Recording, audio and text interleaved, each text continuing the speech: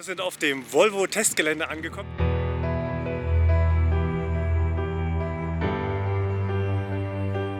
Den hier darf ich nicht anfassen, aber gleich hoffe ich, kriege ich einen in die Finger. Man will nächstes Jahr 20.000 bis 25.000 Autos bauen. Wenn man sich für dieses Auto vorher interessiert hat, gibt es keinen Grund, dieses Auto nicht zu kaufen.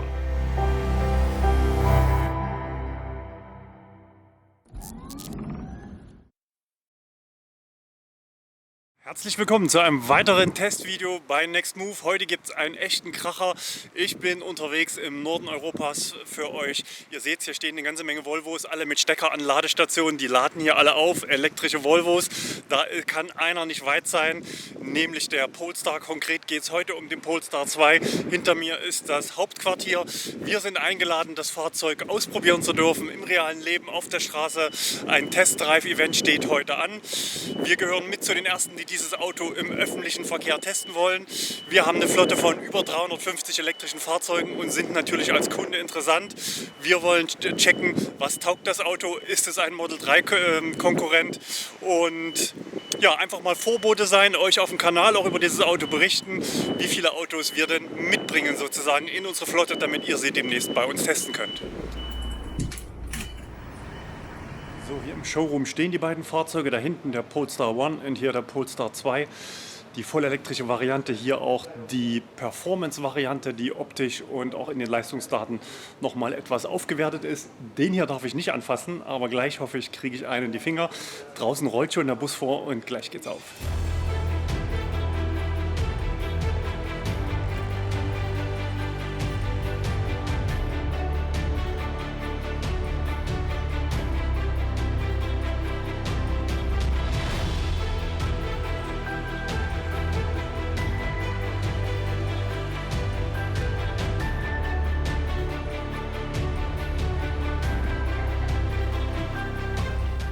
Ja, das Betriebssystem und das Infotainment in den Testwagen ist noch nicht final. Wie gesagt, es sind Prototypen, die ja schon einige Monate oder vielleicht auch schon ein Jahr alt sind. Das wird parallel entwickelt und das konnte ich mir eben angucken. Da hinten in der Ecke ist sozusagen ein Auto geschlachtet. Ich darf es nicht aus der Nähe zeigen, weil es noch in Entwicklung ist. Aber ich kann sagen, es kann schon eine ganze Menge. Die Sprachsteuerung ist sehr schnell. Es werden mir ähnlich wie bei Tesla auch Routen mit Höhenprofilberechnung, dass er also sowohl die Ladestops als auch das Höhenprofil auf der zu fahrenden Route in den zu erwartenden Verbrauch rechnet. Ich kann in meiner Garage die Lampe einschalten, habe ich gerade gesehen, und die Farbe der Lampe ändern, sofern ich es denn verknüpft habe. Und das System soll also auch weiterlernen. Reaktionszeit war sehr schnell. Später soll auch kommen eine Sprachsteuerung für Fenster und Temperatur. Hier funktioniert es schon. In Serie wird es vielleicht zu Beginn noch nicht da sein.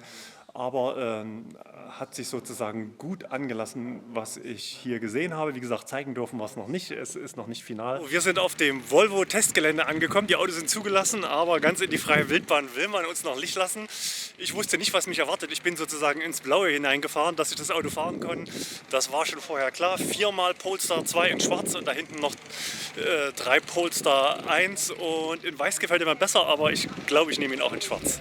So, Runde 1, es geht los. Ihr seht es an den goldenen Gurten. Ich bin im Performance-Fahrzeug gelandet. Ein einziger Performance ist hier.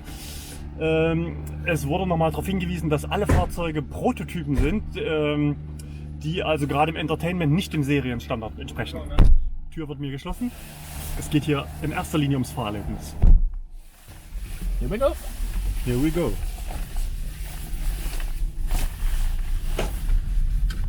So now I you heard- are the first person who drive a Polestar 2. Yes. Push the pedal. Blub. Yep. Here we go. Und ab geht's. You feel? Feels gut. Yeah. Also Rekuperationsstufe haben wir gerade noch verstellt. Im Menü auf ein höheres Level. Es gibt hier 3 Level, aber wie gesagt Vorserie diesbezüglich. Hier stehen Hütchen am Rand. It's easy to drive. Yes. Fast. Very. Also sehr sattes Handling hier im Performance auf der Teststrecke. Es geht hier hoch und runter und sehr kurvenreiche Strecke. Und er geht hier ungefähr so um die Kurve wie unser Model 3 mit KW-Fahrwerk. Sprich, liegt satt auf der Straße Oh, vorausfahrender Verkehr, mal ein bisschen Platz lassen.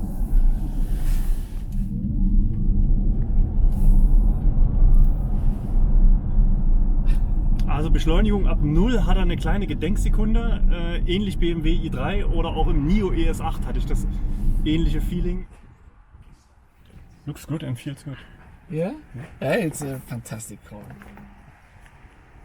So, das waren meine ersten Runden im Polestar 2 in der Performance-Variante. Hier ist eine sehr kurvenreiche, schmale Strecke, wo es auch hoch und runter geht und das Auto macht es super, wie gemacht dafür.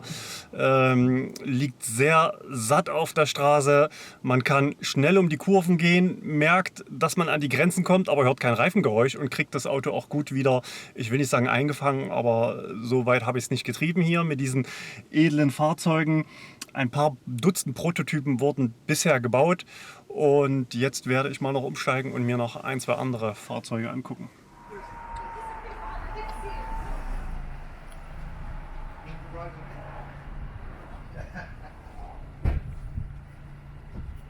So sieht er aus, der Polestar One, eine sportliche Limousine. Hinten sind 2 Notsitze drin, ich möchte da nicht sitzen. Plug-in-Hybrid mit sehr hoher Reichweite, 150 Kilometer elektrische Reichweite. Wir sind jetzt im Pure Electric Mode, natürlich für Next Move.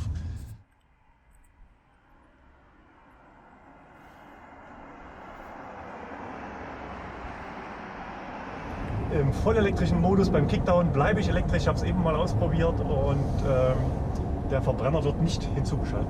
Und das Kurvenhandling ist ja wirklich sehr angenehm. Also wenn der voll elektrisch wäre, würde ich den auch kaufen.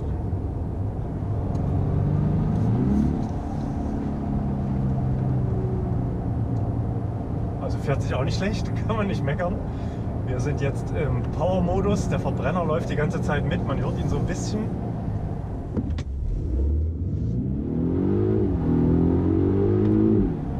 You feel safe with me? Yeah, of course. I feel safe. Aber vorne sitzen hat doch relativ viel Spaß gemacht. Das Fahrzeug ist ein Nischen, für einen kleinen Nischenmarkt gedacht.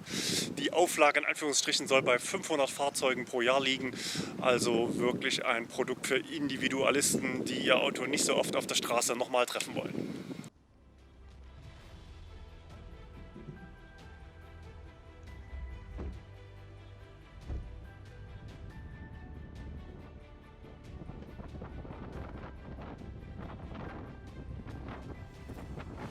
So, die Türen gehen zu. Ich bin nochmal unterwegs, eine Runde oder einige Runden im Polestar 2. Diesmal ohne Performance-Paket.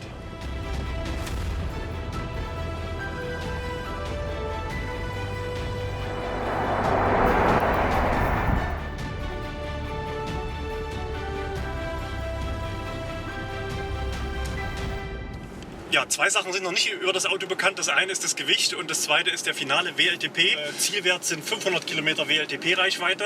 Vom Fahrwerk her ist das Fahrzeug hier auch sehr angenehm. Beschleunigung ist gleich oder ähnlich des Performance-Fahrzeuges. Die wesentlichen Änderungen bei dem Performance-Fahrzeug liegen also im Bereich Bremsen und Fahrwerk und Optik. Das heißt, Performance im Sinne von Beschleunigung ist bei den Fahrzeugen gleich. Und das heißt, im Antritt und auch im Kurvenverhalten sind die Fahrzeuge ähnlich und der fährt sich hier auch sehr angenehm. Nicht ganz so sportlich, aber doch auch sehr angenehm. Wir haben 78 Kilowattstunden Brutto-Akkukapazität, davon 75 Kilowattstunden nutzbar. Im Ladewesen sozusagen einen dreiphasigen 11 kW-Lader, 150 Kilowatt Peak am Schnelllader, Ladekurve aber eher klassisch, also nicht so krass wie in einem Audi e-tron gelöst. Da hat man sich hier entschieden, lieber dem Kunden ein kleines bisschen mehr Reichweite zu geben und dafür ein kleines bisschen an der Ladekurve zu kappen.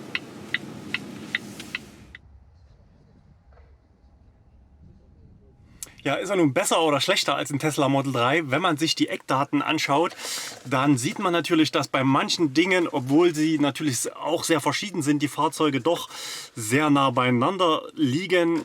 Ich habe mal versucht, ein paar Zahlen zusammenzustellen, um ihn mit einem Tesla Model 3 Allrad zu vergleichen. Wir haben also In beiden Fahrzeugen 2 Motoren verbaut. Wir haben beim Tesla Model 3 476 PS, hier 408 PS. Das Model 3 ist etwas reichweitenstärker mit 560 Kilometer WLTP-Angabe. Hier ist der Zielwert 500 Kilometer. Einen festen WLTP gibt es noch nicht. Auch die Batteriegrößen sind nahezu identisch. Auch Beschleunigung 0 auf 100 trennt die beiden Fahrzeuge nur ein Zehntel. Ich glaube, hier die Prototypen waren noch nicht ganz so flott unterwegs. Aber da werden sie wohl sehr nah beieinander liegen. Das Model 3 ist 9 cm länger immerhin. Was möglicherweise auch dafür sorgt, auch der Kofferraumschnitt ist ähnlich, aber im Model 3 mit 542 Liter etwas mehr als im Polestar mit 438 Liter. Der Polestar ist 3 cm höher. Und Breite ohne Spiegel ist das Tesla Model 3 wiederum ein kleines bisschen breiter. Gewicht, ich hatte es erwähnt, ist noch unbekannt. Das Model 3 wiegt 1850 Kilo ungefähr. Zum Ladewesen sind sie relativ nah beieinander. Also 11 kW im AC-Bereich. DC-Laden ist das Model 3 natürlich vorne. 150 kW soll es hier also geben. Model 3 aktuell 190 kW in der Spitze. Aber Upgrade oder Update soll demnächst folgen. Eine Anhängerkupplung soll es bei beiden Fahrzeugen optional geben. Ich habe unverbindlich im Internet einen Wert von 1500 Kilo gefunden. Hier konnte es mir keiner sagen für den Polestar. Model 3 910 Kilo. Und beim Preis startet das Model 3 aktuell mit 52.300 Euro in der Allrad-Version mit dem einfachen Autopilot, und beim Polestar geht es bei 58.900 Euro los, allerdings mit einer höheren Serienausstattung. Ich habe also in den Ersteinführungsfahrzeugen, die jetzt nächstes Jahr hier ausgeliefert werden, schon zum Beispiel eine Lenkradheizung, eine Sitzheizung hinten und ähnliche Features. Das Performance-Paket, was ich gefahren bin, hat einen Aufpreis von 6.000 Euro. Erste Auslieferungen auf der Homepage steht Mai nächsten Jahres 2020.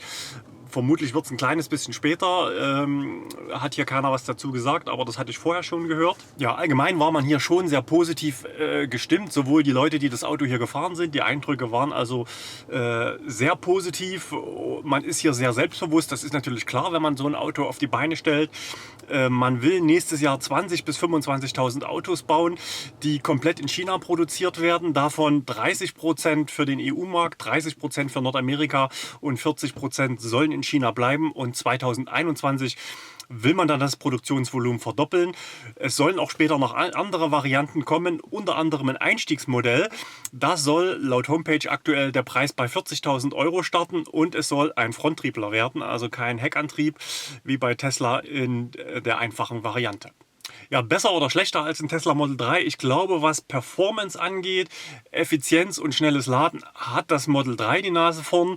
Wer ein bisschen mehr Auto möchte, glaube ich, dass er hier in diesem Auto, in dem Polestar 2, besser aufgehoben ist. Und was ich als Fazit von dieser Veranstaltung, natürlich kann ich euch noch keine Durchschnittsverbräuche oder Live-Daten zum Schnellladen liefern. Dafür sind die Autos hier noch zu früh und noch zu weit weg von der Markteinführung. Aber was ich hier auf alle Fälle mitgenommen habe, ist, dass wenn man sich für dieses Auto vorher interessiert hat und ein Reservierer ist, das heißt, so, man konnte ihn ja sich in Showrooms und auf der IAA zum Beispiel schon anschauen, das Auto, gibt es keinen Grund, dieses Auto nicht zu kaufen. Also die Straßenlage, die Performance und das Handling das war das, was wir heute hier testen konnten, und auch die Geräusche von außen, das war also absolut überzeugend, und wer da sich für dieses Auto interessiert, da würde ich guten Gewissens, nach dem, was ich heute hier zumindest mitnehmen konnte, klar eine Kaufempfehlung geben. So, die Autos werden hinter mir weggeräumt. Das Event ist beendet. Es war ein sehr spannender Nachmittag hier. Da hinten rollen die Autos hier auf dem Polestar Test Drive Gelände. Ich hoffe, es waren spannende Eindrücke für euch, die ihr hier mitnehmen konntet. Spannend war es für mich auch auf alle Fälle. Und hat auch sehr viel Spaß gemacht. Die anderen sind da vorne schon im Bus. Und das heißt, ich verabschiede mich an dieser Stelle. Dann habe ich noch, während die Autos hier hinter mir schon weggeräumt werden, eine kleine Verlosung. Sowas machen wir gerne hier auf dem Kanal. Ich habe hier noch einen Kuli mitgehen lassen, einen Polestar Kuli. Den könnt ihr gewinnen. Ich habe ihn gerade nicht zur Hand, ich habe ihn drinnen in der Tasche. Schreibt es mir in die Kommentare, ob ihr diesen Kuli gewinnen wollt und wie euch das Video gefallen hat und was ihr vom Polestar 2 haltet. Bis zum nächsten Testvideo von Next Move. Ich sage Tschüss.